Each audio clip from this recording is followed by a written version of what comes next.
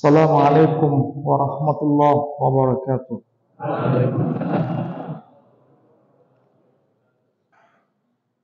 Alhamdulillah rabbil alamin.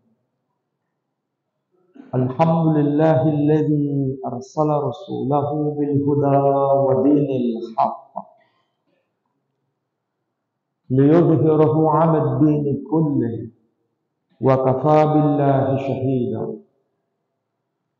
Asyhadu an la ilaha illallah wahdahu la syarika lah wa asyhadu anna Muhammadan abduhu wa rasuluh la nabiyya ba'da.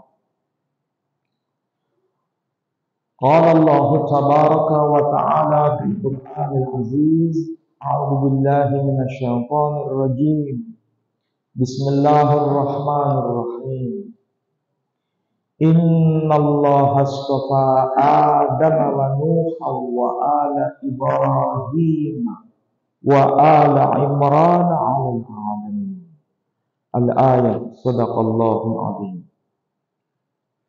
Pertama-tama yang saya muliakan Ketua Cabang Pimpinan Muhammadiyah di kawasan Tulangan dan juga para asatidz, para ulama, saudara-saudara sekalian yang saya cintai. Alhamdulillah pada pagi ini, pada waktu duha ini, kita bisa bersama-sama mendatangi majelis ilmu untuk mentadabbur ayat-ayat Allah. Mudah-mudahan langkah kaki kita dari rumah menuju masjid ini semua mendapat maghfirah dan rahmah dari Allah Subhanahu wa taala. Ini mic yang saya pakai masih 2. Kayaknya ditambah 3 satu lagi lebih bagus. Bapak Ibu sekalian, kalau kita bicara mengenai Al-Qur'anul Karim tidak pernah selesai.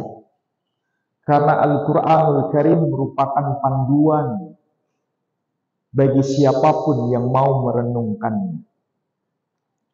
Dan tadi saya bacakan ayat yang termaktub di dalam surah Ali Imran, yakni surah yang ketiga. Ayat yang saya baca tadi, ayat 33. Jadi kalau nanti pulang dari rumah, ingat saja, 3 digit, angkanya 3. Tapi ini bukan nomor HP ya.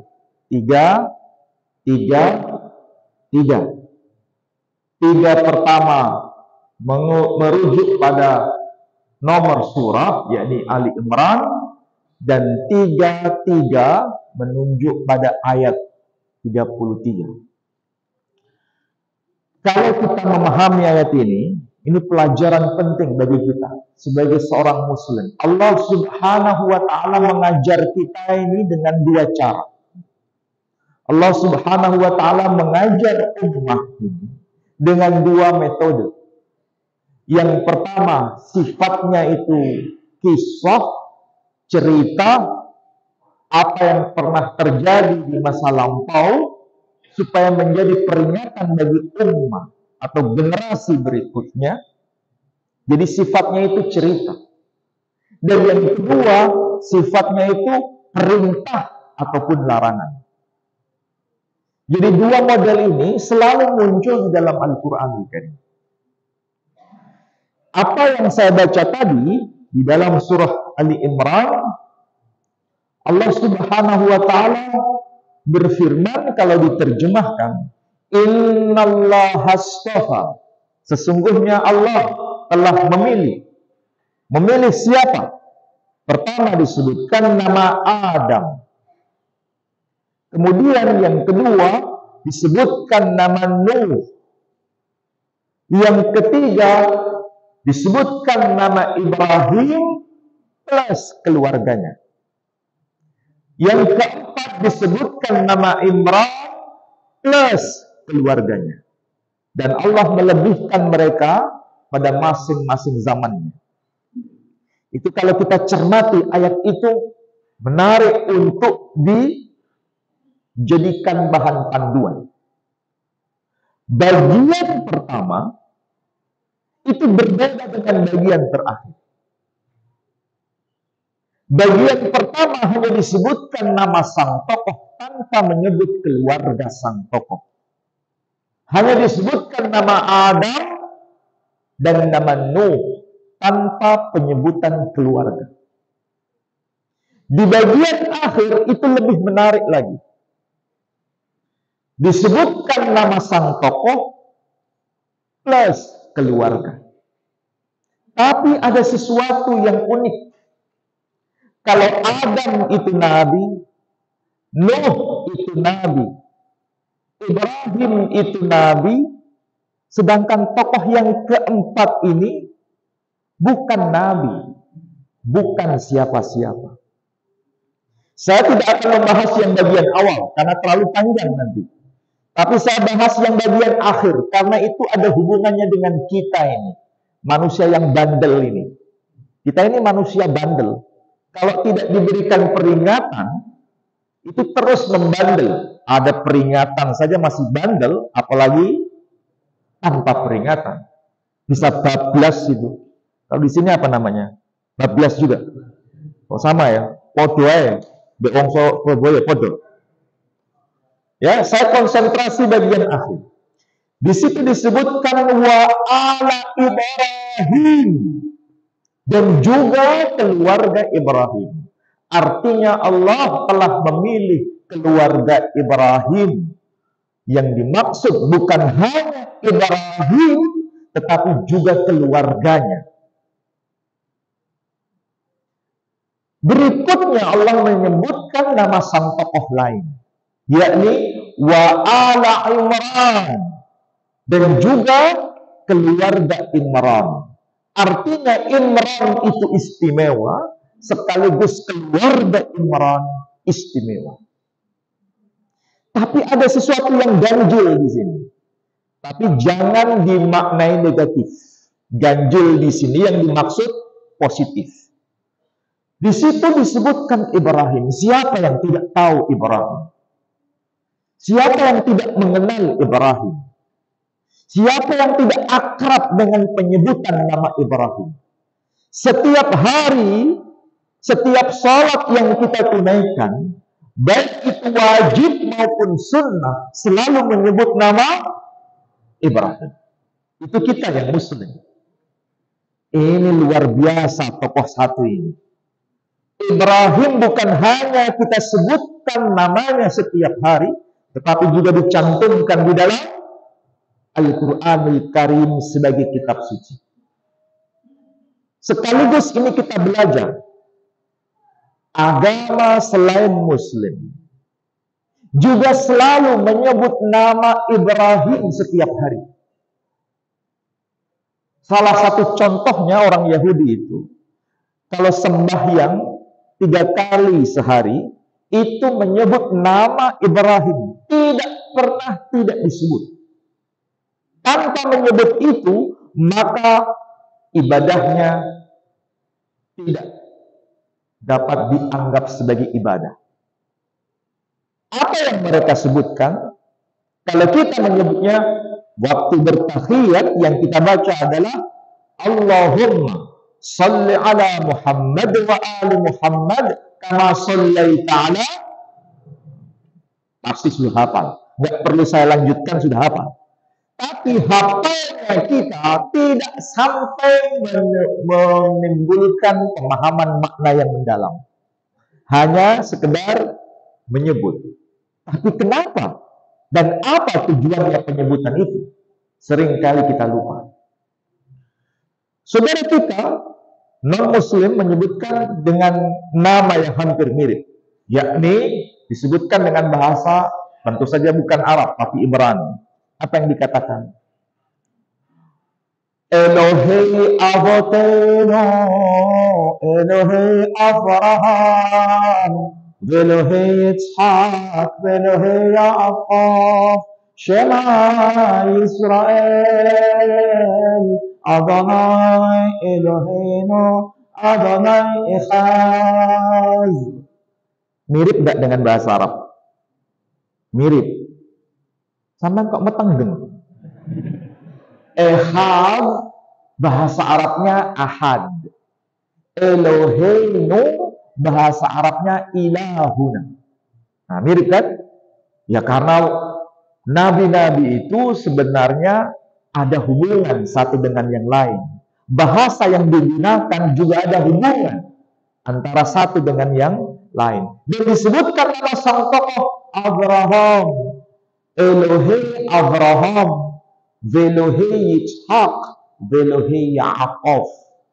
Abraham. Pertanyaannya sekarang, mana yang betul? Nama yang asli Ibrahim atau Abraham? Ini pelajaran nih. Orang-orang Muhammadiyah itu harus cerdas. Bukan sekedar taklid, tapi harus cerdas. Pertanyaannya, ini sederhana tapi mak jelek. Namanya yang betul itu Ibrahim atau Abraham? Ya, yang Ibrahim itu bahasa Arab, yang Abraham itu bahasa Ibrani. Pertanyaannya sekali lagi, mana yang betul? Ya. Sekarang kita lihat dari Al-Quran itu sendiri. Ya, Al-Quran itu sendiri, kalau kita mempelajari Al-Quran, itu ada namanya yang disebut qiraah sab'ah. Ya. Qiraah sab'ah. Ini luar biasa. Quran diturunkan bukan untuk satu ummah, satu etnik, satu suku, bukan untuk satu bangsa, tapi untuk semua. Karena dasar Al-Quran itu untuk semua, maka ada sesuatu yang dahsyat. Di mana dahsyatnya? Kita mengenal qiraah sab'ah. Salah satu contoh, kalau kita baca ayat yang termaktub dalam surah Ali Imran ataupun surah Al-Baqarah, surah yang kedua, ayat yang ke-127, biasa yang kita baca qiraah Asim. Yang kita baca qiraah Asim. Bagaimana cara membaca? Menurut riwayat qiraah Asim, cara bacanya adalah Bismillahirrahmanirrahim. Wa yarfa'u Ibrahimul qawa'ida minal baiti wa Ismail. Rabbana taqabbal minna innaka antas samiul alim. Itu yang kita baca. Ya. Tapi kalau qiraah Syu'bah, maaf bukan Syu'bah, qiraah Hisham. Qiraah Hisham. Cara bacanya enggak begitu. Cara bacanya adalah wa inna rafa'u Ibrahimul qa'ida minal baiti wa Ismail. Rabbana taqabbal minna innaka antas samiul alim. Al-Quran menyebutkan nama Ibrahim, juga menyebutkan Ibrahim. Pertanyaannya, namanya sebetulnya Ibrahim atau Ibrahim? Loh, jangan bulu-bulu, ini bener nih. Ini Al-Quran, bahasa Arab. Tapi dialek bahasa Arab itu tidak tunggal. Dialek bahasa Arab, para sahabat Nabi yang orang-orang Arab itu bukan dari satu suku, tapi banyak suku. Sehingga cara pengucapannya diajarkan oleh Nabi Shallallahu Alaihi Wasallam melalui pewahyuan, dan itu semua benar. Mau dibaca Ibrahim sahih, mau dibaca Ibrahim sahih. Jadi pertanyaannya kembali, namanya yang benar Ibrahim atau Ibrahim? Ibrahim atau Ibrahim? Buktinya kita ini mau nama kita mau nama sanak saudara kita, mau nama keluarga kita, semuanya memberi nama Ibrahim. Jarang kita memberi nama Ibrahim. Betul atau tidak? Kenapa nggak memberi nama Ibrahim? Ya karena nggak tahu. Nah kalau sudah tahu, besok kalau punya cucu kasih nama Ibrahim. Kira-kira berani kasih nama Ibrahim? Ya harus berani. Karena itu sama-sama Al-Qur'anul Karim. Sama-sama bahasa Arab, tapi dialeknya yang berbeda. Dan itulah qiraah sab'ah. Nah, kalau bahasa Ibrani-nya bukan Ibrahim, bukan Ibrahim, tapi Abraham. Berarti maksudnya apa? Ini satu orang, cara mengucapkan nama itu bisa berbeda. Cara mengucapkan nama. Bahkan bukan hanya Ibrahim saja. Termasuk malaikat yang mewahyukan wahyu Allah kepada para nabi, termasuk Ibrahim, namanya di dalam Al-Quran disebut Jibril atau Jabrail. Namanya disebut Jibril atau Gabriel, mana yang betul? Di Quran namanya boleh kita baca dengan nama Jibril, boleh juga dibaca Jabrail. Ini bahasa Arab, tapi kalau bahasa Ibrani-nya bukan Jibril, bukan Jabrail, tapi Gabriel. Mikail itu bahasa Arab. Ibrani-nya bukan Mikail, Mikhael. Orang Inggris tidak bisa mengucapkan Mikail ataupun Mikhael, tapi mengucapkannya Michael. Orang Prancis tidak bisa ngomong Michael, jadi Michel. Orang tuanya tidak bisa mengucapkan Michel, jadi Mail. Intermezzo ya, supaya apa? Jadi cara pengucapan itu luar biasa di dalam Al-Quran. Itu baru kulit ya, baru kulit. Bahwa sederhana, tetapi itu mencerdaskan kita. Bahwa tokoh yang kita sebut namanya itu bukan hanya di dalam Islam, tapi non-Muslim pun tahu siapa itu Ibrahim. Bahkan di dalam Al-Quran sendiri, dalam surah Ibrahim, namanya saja surah Ibrahim, surah 14, dikatakan apa? Ini doa Ibrahim sendiri. Alhamdulillahilladzi wahabali ala al-kibar Ismail wa Ishaq, inna rabbi lasami'ud du'a. Arti harfiahnya, segala puji bagi Allah yang telah menganugerahkan kepadaku di masa yang sangat tua, yakni Ismail dan Ishak. Sesungguhnya Tuhanku maha mendengar atas doa yang dipanjatkan. Informasi begini di kitab sebelum Quran pun ada. Hanya saja ada perbedaan letak penyebutan nama. Kalau dalam Quran disebutkan Ismail dan Ishak, sementara kitab yang sebelum kita menyebutnya Bani Abraham, Yitzhak, wa Yishmael. Anak-anak Ibrahim adalah Ishak dan Ismail. Sama-sama menyebut nama putra Ibrahim, tapi letaknya yang berbeda. Itu urusan mereka, bukan urusan kita. Oke? Kalau nanti terlalu dalam, khawatir. Ini karena di Oke. Baik. Di dalam Al-Quran sudah ada penyebutan begitu. Ibrahim itu bukan hanya nabi, bukan hanya rasul, bahkan disebut sebagai ulul azmi, bahkan disebut sebagai Khalilullah. Artinya pangkatnya itu rangkap, ibarat dalam korps apa itu abri, itu pangkatnya kira-kira apa? Jenderal, ya, jenderal, betul-betul jenderal. Pangkatnya itu luar biasa. Tapi kalau dibandingkan dengan Imran, Imran itu siapa? Nabi? Bukan. Rasul? Bukan. Ulul azmi? Bukan. punya Imran bukan siapa-siapa. Kalau diibaratkan tadi, kalau Ibrahim itu jenderal, kira-kira Imran itu siapa? Hah? Apa kira-kira pangkatnya?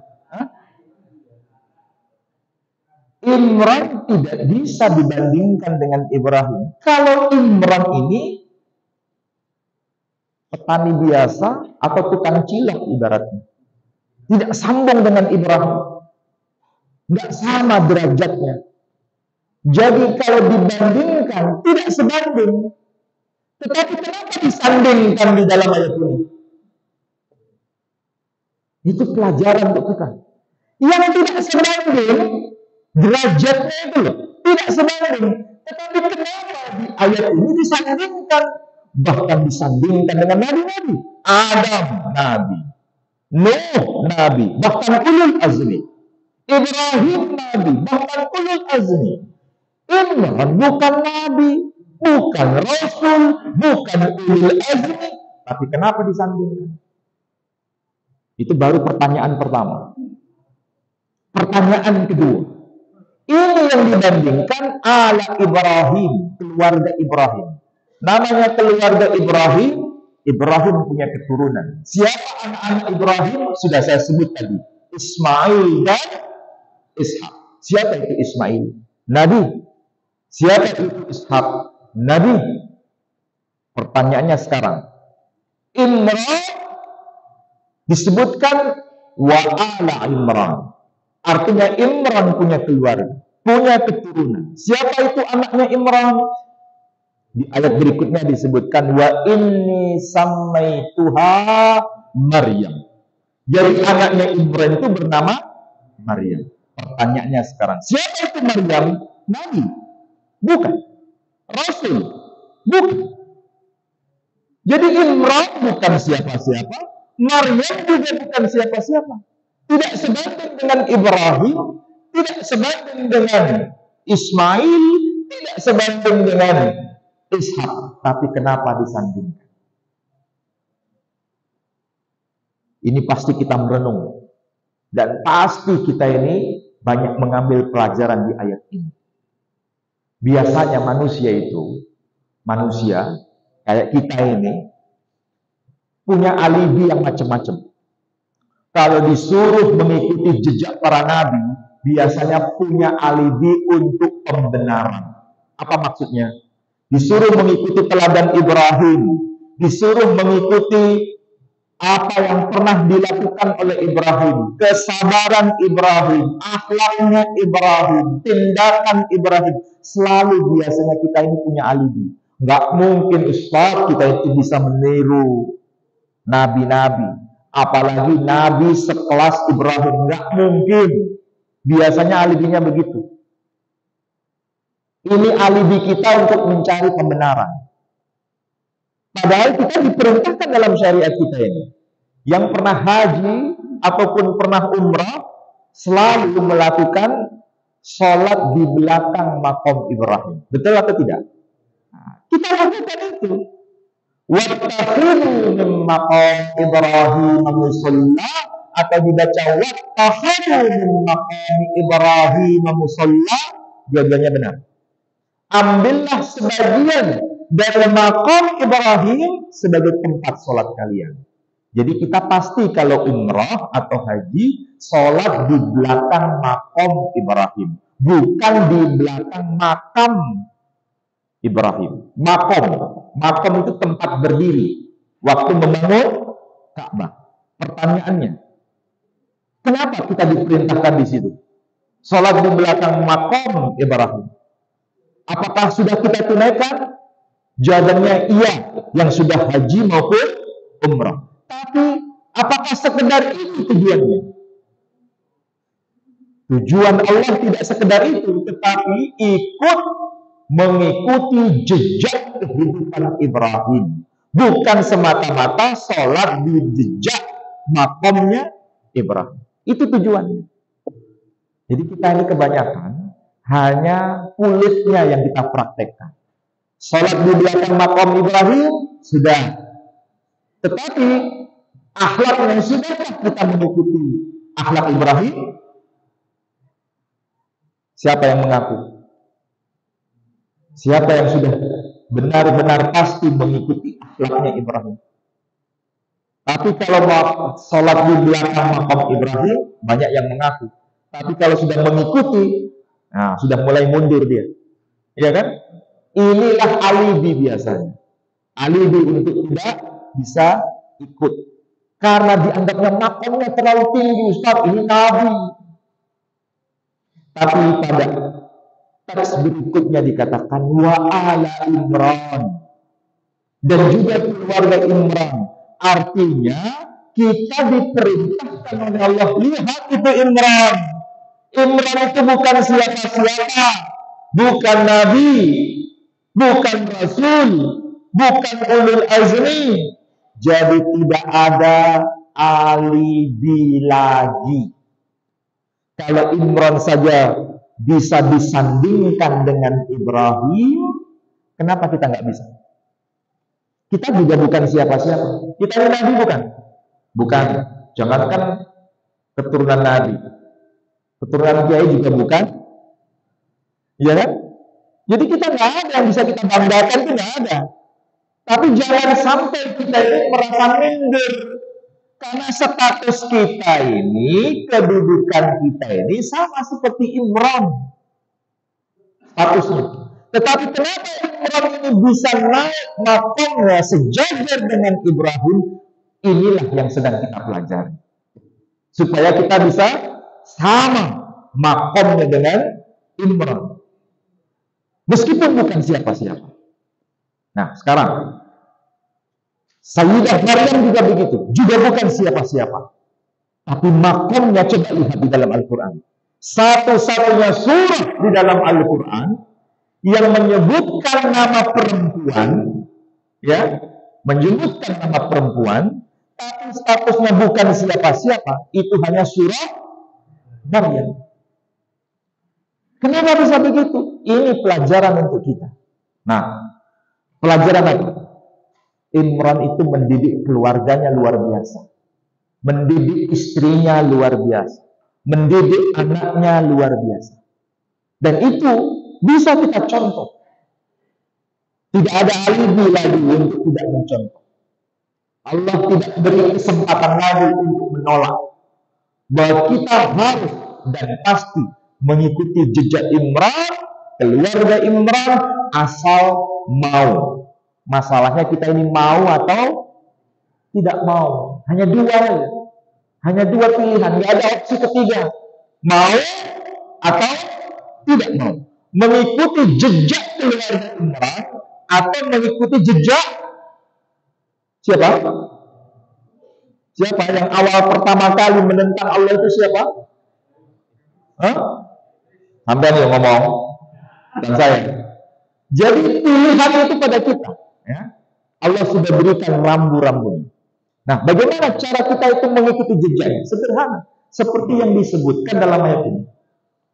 Ketika Imran mengajarkan kepada istrinya, dan itu benar-benar termaktub dalam Quran. Yang dikatakan istri Imran adalah Rabbi, inni nadartu laka ma fi batni muharrar fataqabbal minni innaka antas sami'ul alim.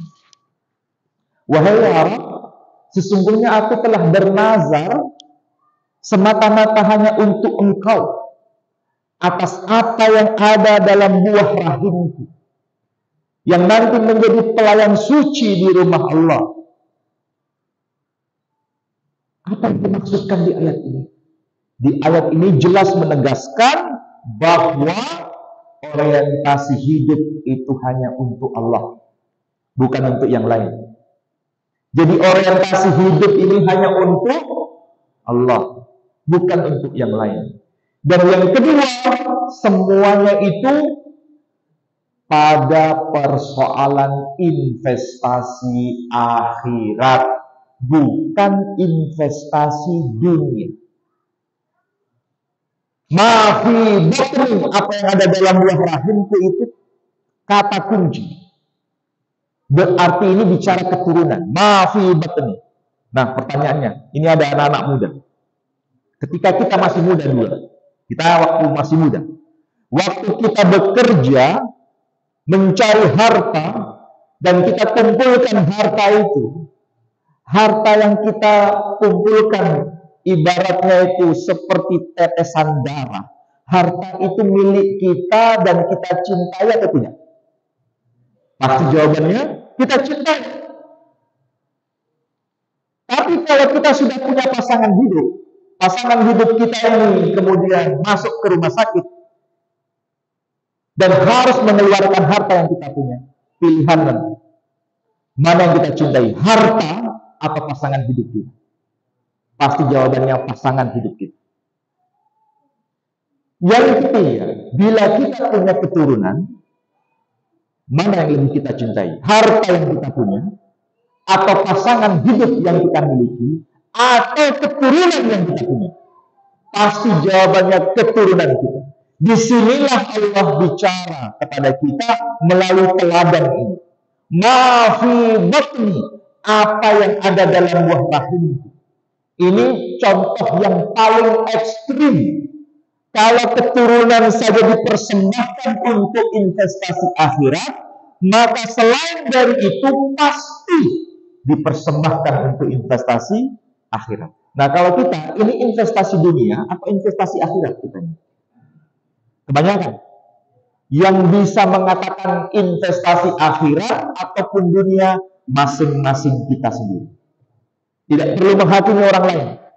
Benarkah apa yang kita punya ini hanya untuk investasi akhirat atau bukan? Masing-masing kita yang bisa jawab. Kalau sudah bisa untuk investasi akhirat, berarti kita sudah mengikuti teladan dari keluarga Imran. Tapi kalau belum, berarti kita tidak bisa layak disandingkan dengan Ibrahim. Meskipun setiap hari menyebut nama Ibrahim. Nah, pasti kita bisa.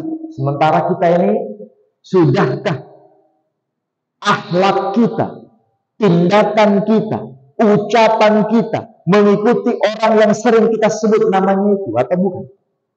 Kita sendiri yang jawab. Jadi yang pertama, pesan Allah melalui Al-Quran ini, investasi akhirat itu harus nomor satu. Bukan investasi dunia. Menjadi pelayan suci di rumah Allah itu bentuk dari investasi akhirat. Yang kedua, pelajaran yang kedua, supaya kita bisa mengikuti teladan keluarga Imran. Ketika dia berkata, Rabbi inni wada'tuha untha, wallahu a'lamu bima wada'at, walaysa dzakaru kal untha. Wahai Rabb, ya Tuhan kami, sesungguhnya aku telah melahirkan bayi unsa. Unsa itu perempuan. Wallahu a'lam. Ini kata kunci. Sesungguhnya aku telah melahirkan bayi perempuan. Dan Allah yang lebih tahu mengenai hal ini.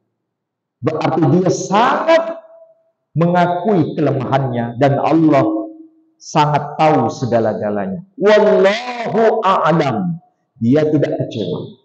Nah, masalahnya, hidup kita ini apakah sudah seperti ini? Hidup kita selalu merasa kecewa atau tidak?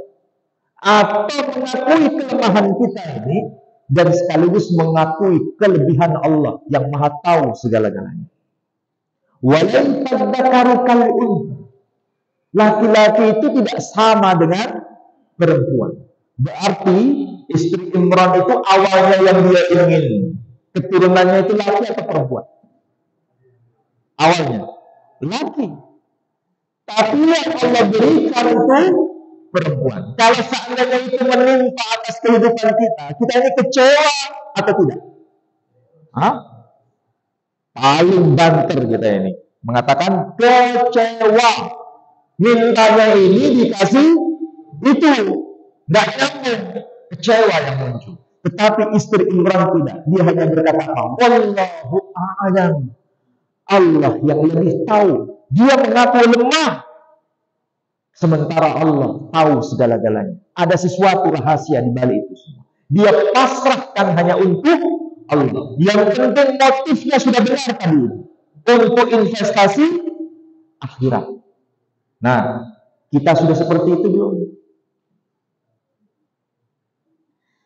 Allah kalau seandainya nggak nuruti kita, ya, bukan berarti Allah itu tidak baik kepada kita.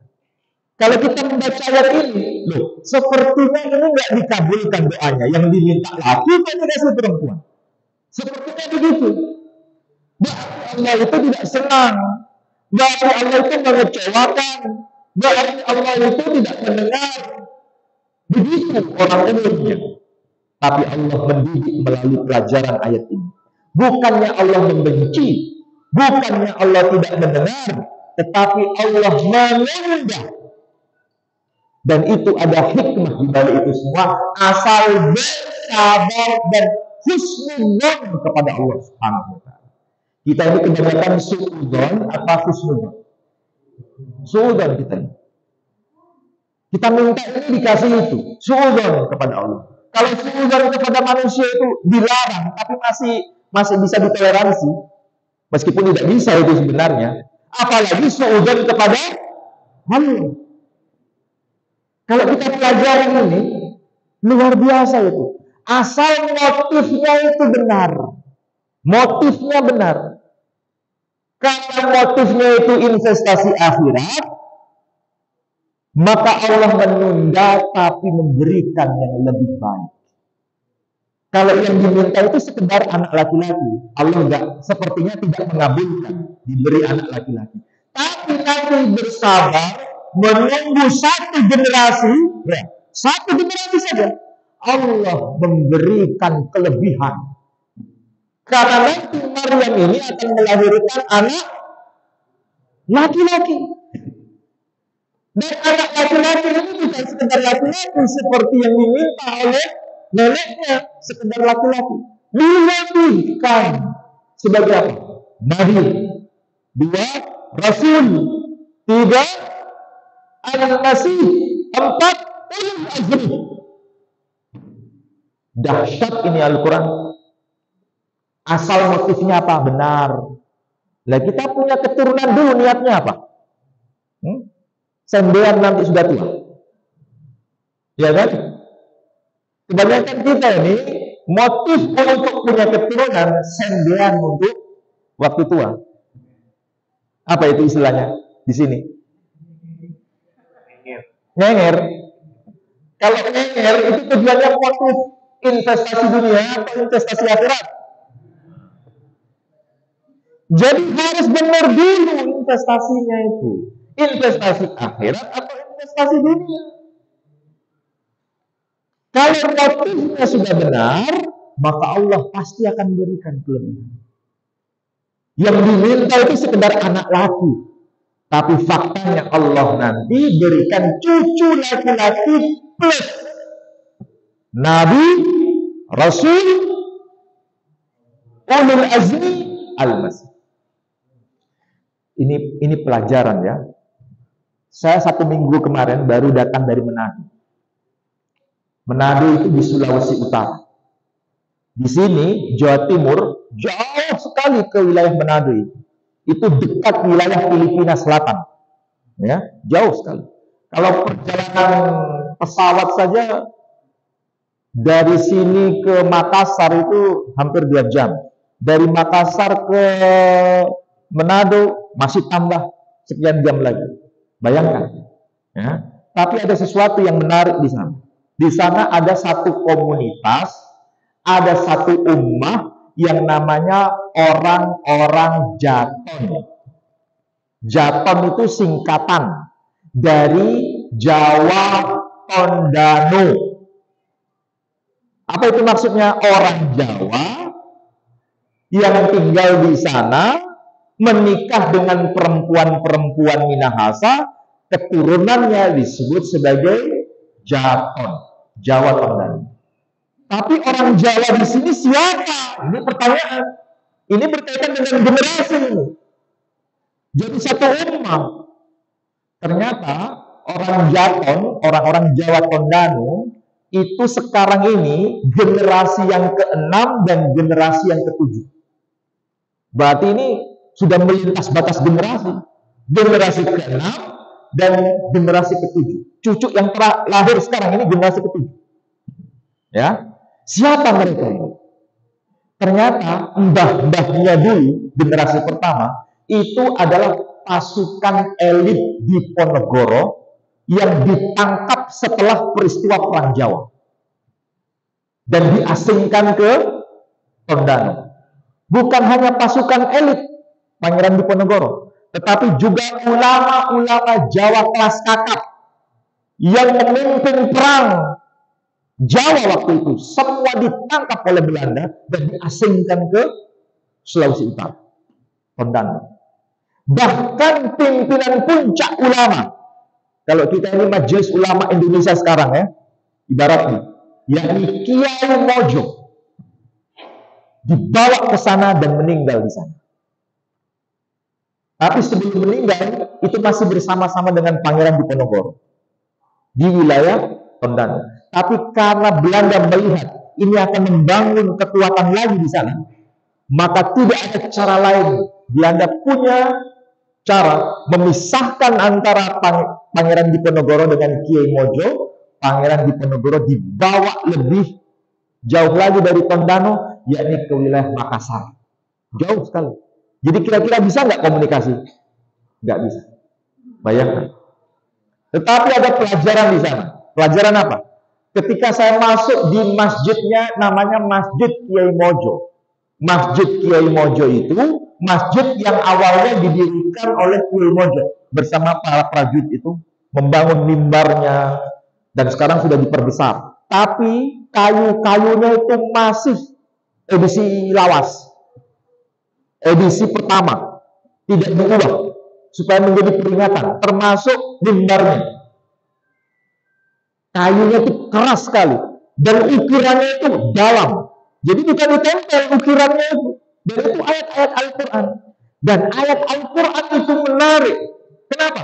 Yang tertulis adalah surah Al-Baqarah ayat 128. Rabbana waj'alna muslimaini laka wa min dzurriyyatina ummatan muslimatan lak wa arina manasikana wa tub 'alaina innaka antat tawwabur rahim. Itu ayat. Arti harfiahnya, wahai Tuhan kami, jadikan kami berdua orang yang benar-benar muslim di hadapan-Mu, dan juga dari keturunan kami menjadi satu ummah. Kalau satu ummah itu kira-kira satu orang atau dua orang? Banyak orang. Dan itu generasi per generasi. Yang didoakan itu generasi ke depan. Dan ternyata betul, keturunan mereka ini sampai generasi ke-7 sekarang ini menjadi satu ummah besar. Yang kok dulu di sana Islam belum ada, berkat orang-orang ini, keturunan orang-orang ini, Islam tersebar di sana. Dalam waktu cuma 2 hari sudah ada 3 orang yang menunggu kedatangan saya dari Surabaya untuk bersyahadat. 3 orang. Cuma 2 hari. Dan mereka ingin mengenal Islam. Mereka tidak tahu yang namanya bercocok tanam awalnya. Cocok tanam itu mengenal dari mana? Dari orang Jawa. Jadi tahu bercocok tanam cangkul itu gimana? Dari orang Jawa. Memilih bibit yang baik itu dari mana? Dari orang Jawa. Karena di sana itu tanahnya itu gini. Apa itu? Tinggi. Gimana caranya? Orang Jawa yang perkenalkan. Dan makan sampai sekarang namanya makan, yang dimakan itu macam-macam. Orang Jawa memperkenalkan makanan-makanan yang bergizi dan sehat dan halal. Di sana sampai sekarang kalau makan yang dimakan itu apa? Anjing dimakan, tikus dimakan, kucing dimakan. Jadi kalau sampai punya kucing keleleran, kalau di sini nggak ada yang ngambil. Di sana sekali keluar dari rumah hilang itu kucing. Jadi makanan tuh. Bukan hanya kucing, anjing jadi makanan. Kelelawar jadi makanan. Makanya di sana ada orang namanya pasar ekstrim Tomohon. Mau cari apapun ada di sana. Lewat saja kalau nggak biasa itu bisa muntah. Lewat. Islam datang memperkenalkan hal yang baik. Maka itulah barangkali persis seperti yang juga disampaikan di dalam ayat ini juga.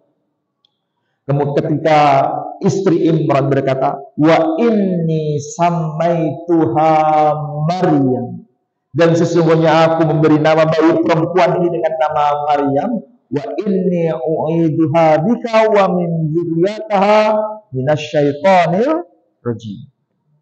Dan sesungguhnya aku memohon perlindungan bagi anak ini dan sekaligus keturunannya. Dia tidak tahu keturunannya itu siapa, tapi sudah didoakan. Persis seperti itu. Maka kita pun juga sama. Hal yang bisa kita contoh, Bapak Ibu sekalian, supaya kita ini bisa mengikuti teladan kenabian. Kita nggak mungkin jadi nabi, tapi kalau mengikuti jejak para nabi, kita akan disandingkan. Kita akan disandingkan. Kita mau nggak disandingkan? Mau. Tapi masalahnya maunya itu mau hanya di lisan atau di tindakan. Yang penting itu tindakan, bukannya di lisan kan. Kita dikritik oleh Allah Subhanahu wa Ta'ala kalau hanya sekedar lisan. Apa itu? Allah sudah berkata, ya ayyuhalladzina amanu lima taquluna ma la taf'alun. Kita ngomongnya A, tapi tindakannya B. Yang begini hanya orang ulangan atau orang mana? Hah? Semua, mulai dari pimpinan puncak sampai pimpinan bawah. A, omongannya. B, tindakannya. Nggak nyambung. Dikritik oleh Allah Subhanahu wa Ta'ala. Jadilah kita ini manusia yang bisa menyejajarkan antara ucapan dengan tindakan itu harus sama. Dan itulah yang dikatakan oleh Allah Subhanahu wa Ta'ala melalui teladan keluarga Ibrahim, teladan keluarga Imran, yang tidak sejajar disejajarkan asalkan mau. Hilangkan itu istilah tidak mau. Harus itu. Kita sampai jam berapa? Santai itu terlalu serius, kayak orang kuliahan aja. Dicatat, nah, tapi jangan sekedar dicatat. Kalau dicatat saja nggak pakai aplikasi percuma. Yang penting dilakukan. Yang terakhir, Allah Subhanahu wa Ta'ala melalui firman-Nya ini sangat luar biasa. Ketika istri Imran dia berkata, wa inni sammaituha Maryam, dan sesungguhnya aku memberi nama bayi perempuan ini dengan nama Maryam. Kalau orang itu tidak jeli memahami ayat ini, dikiranya ini adalah bahasa kecewa, padahal bukan. Kira-kira tahu enggak apa arti Maryam? Tahu? Tahu enggak suku Maryam? Tahu enggak roti Maryam? Tahu enggak gulai Maryam? Enak atau enggak enak? Enak. Itu akan makan soalnya. Enak semua itu. Tapi jangan disamakan dengan istilah Maryam. Maryam itu artinya bukan enak. Maryam itu artinya bukan lezat. Kalau soto Maryam enak, lezat. Gulai Maryam, roti Maryam lezat, enak. Tapi Maryam itu bukan lezat, bukan enak, pahit atau getir. Duh, nyambung atau enggak itu? Enggak nyambung sebetulnya. Dengan kuliner tadi itu enggak nyambung. Soto Maryam enak. Maryam itu sendiri artinya pahit atau getir. Artinya, berarti memang ini apa? Allah Subhanahu wa Ta'ala melalui lisan istri Imran ini memang beda dengan zaman kita. Risalah Nabi terakhir. Risalah Nabi terakhir itu melalui Al-Quran, anak laki dapat warisan berapa? 2. Nomor 1, nomor 2, nomor 3. Kalau laki semua 2. Kalau anak perempuan dapat berapa? 1. Ya, artinya dapat warisan 1. Tapi kalau ini Bani Israel, Keluarga Imran dari Bani Israel, syariatnya syariat hukum Taurat, dan risalah yang diterima Nabi Musa berbeda dengan syariat kita. Kalau anak laki pertama dapat warisan 2 kali lipat. Anak pertama, laki. Anak laki berikutnya dapat warisan separuh dari kakak pertama. Berarti cuma 1. Nah, kalau anak perempuan dapat apa? Anak perempuan menurut hukum Taurat tidak dapat apa-apa. Dalam konteks inilah anak ini anak perempuan, makanya diberi nama Maryam, karena dia gak dapat apa-apa. Kasihan anak ini. Lahir sudah apa? Pahit, getir, gak dapat apa-apa. Sampai nanti dia melahirkan juga sangat lebih getir lagi. Tidak ada suami. Pelajaran. Makanya jangan merendahkan perempuan yang hamil tanpa sampai kok nyantol kabeh gitu. Jangan merendahkan. Dosa itu ditanggung orang itu sendiri. Tapi jangan ikut-ikutkan anaknya. Jangan menodai kehormatan kewanitaannya. Pandanglah dia sebagai makhluknya Allah. Meskipun dosa dia telah lakukan. Kita tidak boleh membenci pendosa. Yang dibenci adalah dosa. Bedakan itu. Allah ajarkan membenci dosa, tapi tidak boleh membenci pendosa. Nah, bukan pendosa, pendosa.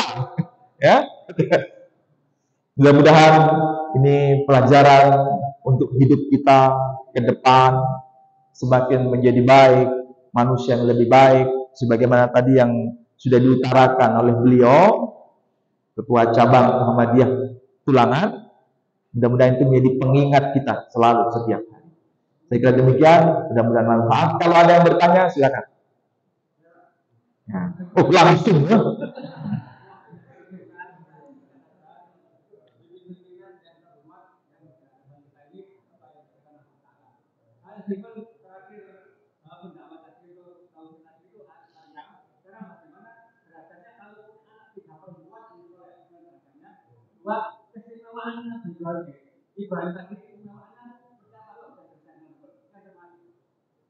Cepat sekali berarti.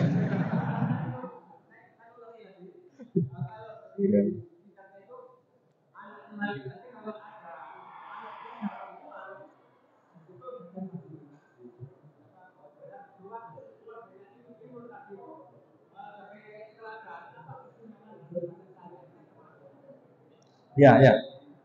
Itu yang ada sholat kita ada siapa? Bukan ya? Oh, ya. Baik. Oh, ibu-ibu ya. Baik, saya akan jawab 2 pertanyaan tadi ya. Yang pertama, bahwa kalau misalnya anak perempuan cuma 3, atau anak laki 3, atau diberi anak laki dan perempuan, sebenarnya dalam pandangan Allah tidak ada yang harus lebih kita istimewakan. Tidak ada. Itulah pelajaran dari Al-Quran ini. Karena yang dikatakan oleh istri Imran itu sebetulnya mewakili suara kita. Bukan hanya suara pribadi, tapi suara kita semua. Dari manapun kita berasal. Contoh, kalau istri Imran minta anak laki atau anak perempuan tadi? Anak laki. Pertanyaannya. Orang Eropa, mau dari Inggris, dari Prancis, dari Belgia, dari Rusia, kalau ditanya, kamu mau anak perempuan atau anak laki? Kalau dikasih yang pertama, pasti minta anak laki. Orang Afrika, kalau ditanya mau laki atau perempuan? Laki. Orang Yahudi sekalipun, kalau ditanya mau laki atau perempuan? Laki. Orang Papua, orang Jawa, orang Madura, Sunda, Betawi, Bali, kalau ditanya mau laki atau perempuan? Laki. Orang Chinese, Tionghoa, yang disebut Chungkok Ren itu, kalau ditanya mau laki atau perempuan? Laki. Orang Arab kalau ditanya mau laki atau perempuan? Laki. Makanya zaman Sayyidina Umar ibn al-Khattab waktu masih jahiliyah dulu, punya anak perempuan, dibawa ke padang gurun, langsung dikubur gitu. Jawabannya. Karena yang dia inginkan itu anak laki.